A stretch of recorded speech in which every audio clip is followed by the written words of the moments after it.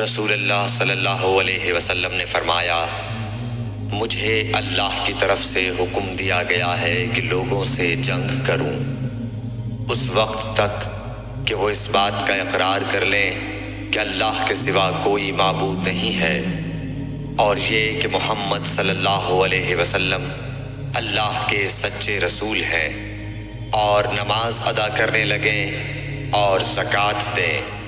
جس وقت وہ یہ کرنے لگیں گے تو مجھ سے اپنے جان و مال کو محفوظ کر لیں گے سوائے اسلام کے حق کے۔ رہا ان کے دل کا حال تو ان کا حساب اللہ کے ذمہ ہے۔